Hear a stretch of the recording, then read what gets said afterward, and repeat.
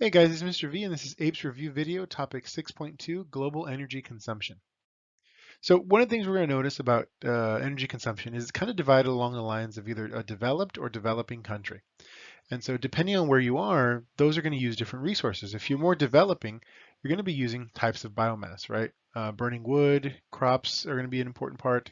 You might use alcohol fuels, or there might be landfill gas or even garbage may be used um, as a um, as a source for energy, right?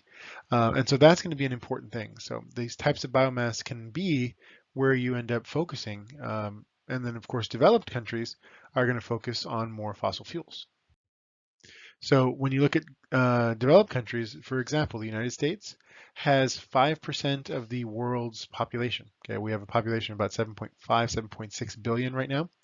Um, and right now, as you have shifted from from a developing country to a more industrialized developed country, the move has been to more fossil fuels and more energy consumption. So that 5% consumes 25% of the world's energy. Now, that's because not so much about traveling, it's about the way we consume goods, right?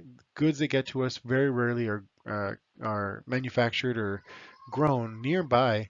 They're actually manufactured or grown further away, and that ends up having to travel. So it's a great convenience for us, but it does lead us to use much more fossil fuels.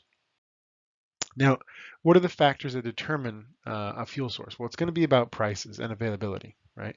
And then, of course, regulation. So, um, if we think of the example of solar, for example, solar panels have become less expensive over time. So let's take a look at that. So here you have these solar panels, and as you can see, the cost of the mining for these solar panels has dropped. So it's gone down to actually uh, create and install them. Okay. And then, of course, the government has given in the United States tax rebates and exemptions have increased. So more people are looking at that and saying, well, I can go ahead and do this cost. The government's going to end up paying me back in tax exemptions or rebates.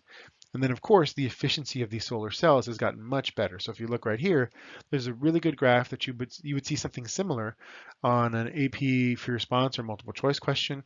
You see right here the cost per watt of this solar panel being installed was very high. Okay, it was up to almost $6. Okay, but then as you go on to from 2008 to 2015, that dropped to almost $2. Okay.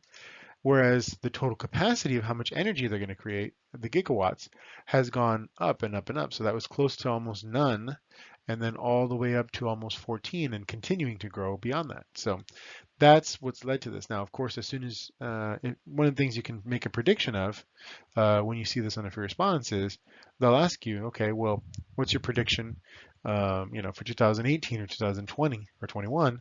Then you could say, well, you're going to see more and more homes with solar panels because of that. And of course, it all depends on availability. So if you don't live in an area where there's a lot of constant sunlight, then that's not going to be something that you can be using very much. Okay, so here's some examples of that. If you would like to do a little more research on that, hopefully these will be helpful and hopefully this was helpful. Thank you very much.